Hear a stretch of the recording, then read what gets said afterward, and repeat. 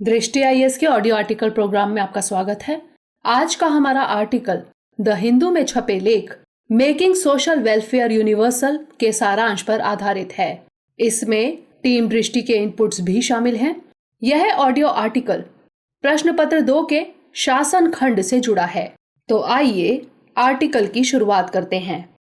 हमारे वीडियो अंग्रेजी में देखने के लिए फॉलो करें हमारा ही दूसरा यूट्यूब चैनल दृष्टि आईएएस इंग्लिश। पूरी दुनिया इस बात की गवाह है कि पिछले साल जब भारत सरकार ने संपूर्ण देश में लॉकडाउन किया, तब देश के गरीब तबके और दूसरे जरूरतमंदों को भोजन जैसे संकट से भी दो चार होना पड़ा था। महानगरों में रहने वाले मजदूर पैदल ही अपने अपने घर की ओर रवाना हो गए थे। दरअसल पलायन करने वालों में केवल मजदूर नहीं थे, इनमें छात्र और छोटे छोटे धंधे करने वाले लोग भी शामिल थे। लेकिन गौर करने वाली बात है कि कोरोना महामारी की दूसरी लहर की मार मजदूर और गरीब तबकों के अलावा मध्यम वर्ग पर भी पड़ रही है। पहली लहर में हुए नुकसान से लोग अभी संभले ही नहीं थे कि दूसरी लहर ने फिर से लोगों के सामने सामाजिक सुरक्षा जैसे संकट खड़े कर दिए हैं। कई राज्य सरकारों ने अपने यहाँ संपूर्ण लॉकडाउन का ऐलान किया है। आगे और भी कई राज्यों द्वारा लॉकडाउन लागू करने की संभावना जताई जा रही है। ऐसे में ज्यादातर आबादी के पास रोजगार की समस्या खड़ी होने वाली है। हालांकि सरकार गरीबी रेखा से नीचे जीवन यापन करने वाली आबादी के लिए राशन का इंतजाम करती है, लेकिन निम्न मध्यम वर्ग और मध्यम वर्ग परिवार के लिए ऐसा कोई इंतजाम नहीं होता। जबकि कोरोना की दूसरी लहर ने इस तबके को भी खासा प्रभावित किया है। तमाम लोगों के उद्योग धंधे चौपट हो गए हैं। वहीं एक अध्ययन के मुताबिक कोरोना महामारी ने लगभग 7.5 करोड़ आबादी को गरीबी के दलदल में धकेल दिया है। ऐसे में सरकार से अपेक्षा है कि वह सभी के लिए सामाजिक सुरक्षा मुहैया कराने की गारंटी ले। संविधान के मुताबिक भारत एक कल्याणकारी राज्य है, इसलिए परिस्थिति को देखते हुए सामाजिक कल्याण को सार्वभौमिक करने की जरूरत है। आइए विचार करते हैं। सबसे पहले जानते हैं कि सार्वभौमिक सामाजिक कल्याण से क्या तात्पर्य है। दरअसल भारत में हमेशा से संयुक्त परिवार की परंपरा रही है, जो अपने सभी सदस्यों की सामाजिक सुरक्षा की जरूरतों की पूर्ति करती रही है। अपनी सांस्कृतिक परंपरा को बनाए रखने के लिए परिवार के सभी सदस्य एक दूसरे के प्रति साझी जिम्मेदारी की भावना से भरे होते हैं।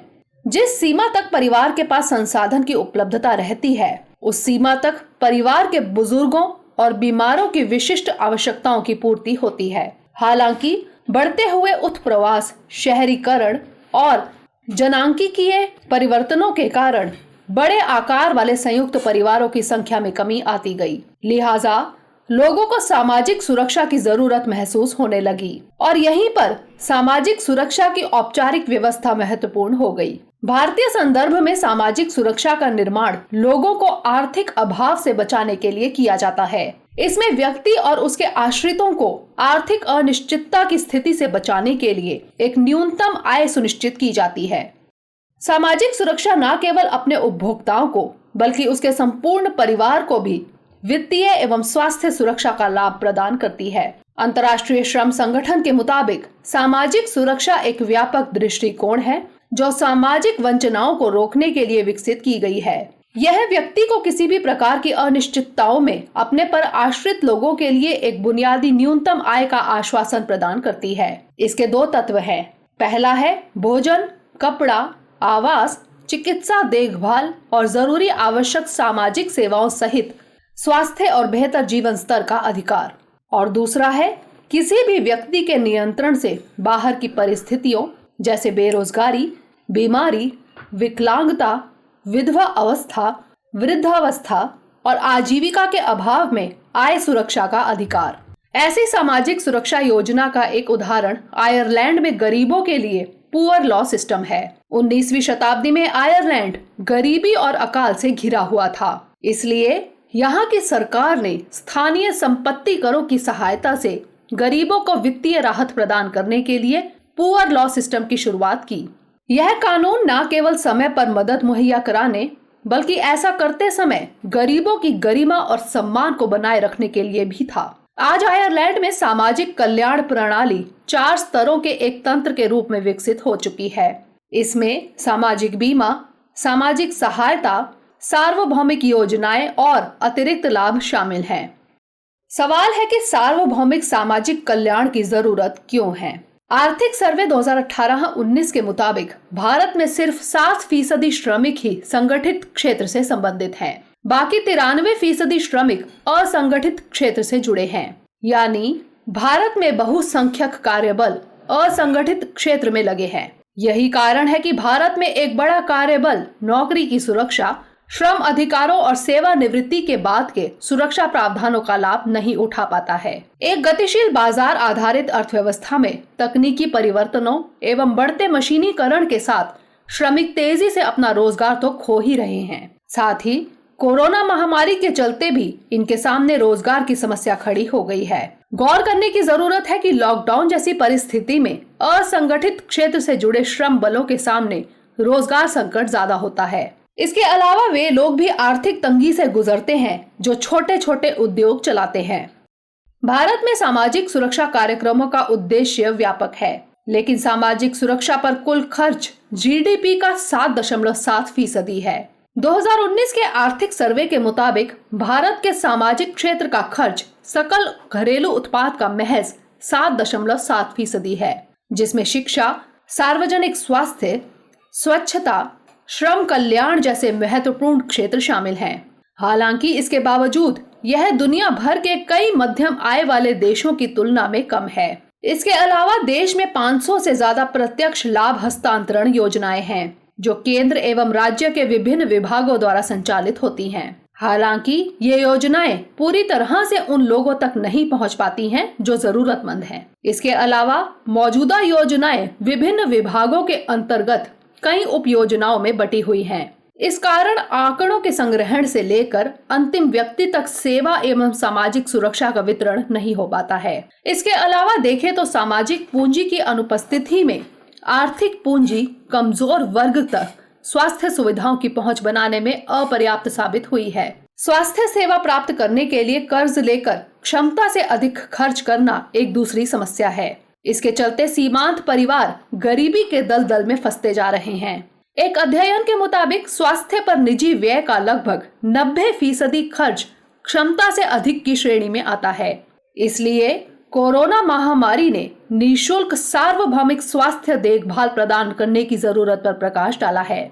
इस महामारी ने यह साबित किया है कि निजी स्वास्थ्य संस्थानों में उपचार केवल अमीर एवं समर्थ लोगों द्वारा ही वहन किया जा सकता है। हालांकि सामाजिक सुरक्षा को सार्वभौमिक बनाना उपयोगी तो है, लेकिन इसे अमली जामा पहनाना आसान नहीं है। ऐसे में सवाल है कि आगे की राह क्या हो। सामाजिक सुरक्षा को सार्वभौमिक बनाने के लिए वास्तविक लाभार्थियों की पहचान सबसे बड़ी चुनौती है, नहीं तो योजना के क्रियान्वयन में समस्या आएगी। इसके लिए जरूरी है कि एक ऐसा डेटाबेस हो जिसमें लाभार्थियों के आंकड़ों का संकलन हो। इससे लाभार्थियों के आंकड़ों को एकत्रित कर सेवाओं के वितरण में आसानी होगी। मिसाल के तौर पर देखें तो प्रधानमंत्री गरीब कल्याण योजना एक ऐसी योजना है जिसमें पहले से ही सार्वजनिक वितरण प्रणाली, उज्ज्वला योजना के आंकड़े और मनरेगा के मजदूरों के आंकड़ों को शामिल कर लिया गया है। ऐसे में इस योजना को सार्वभौमिक सुरक्षा योजना बनाया जा सकता है। इसके एक सार्वभौमिक योजना होने से हर व्यक्ति तक आसानी से सेवाओं का लाभ पहुंच सकेगा। उदाहरण के लिए सार्वजनिक वितरण प्रणाली को किसी सार्वभौमिक पहचान पत्र, आधार या वोटर कार्ड से जोड़ा जा सकता है और ऐसा कर राशन कार्ड की अनिवार्यता खत्म की जा सकती है। ऐसे में राशन कार्ड ना होने पर भी सेवाओं को जरूरतमंदों तक पहुंचाया जा सकेगा। इसी तरह शिक्षा, मातृत्व लाभ, विकलांगता लाभ आदि जैसी अन्य योजनाओं को भी सार्वभौमिक बनाने से लोगों के लिए बेहतर जीवन स्तर सुनिश्चित होने की उम्मीद है। मनरेगा ने उन लाखों श्रमिकों को रोजगार प्रदान करके इसकी उपयोगिता साबित की है, जो फिर से अपने स्थायी निवास स्थानों पर वापस आए हैं, जहां से वो रोजगार के लिए शहरों में गए थे। अगर यह योजना शहरों में भी मौजूद होती तो प्रवासी मजदूरों को शहरों से वापस नहीं जाना पड़ता।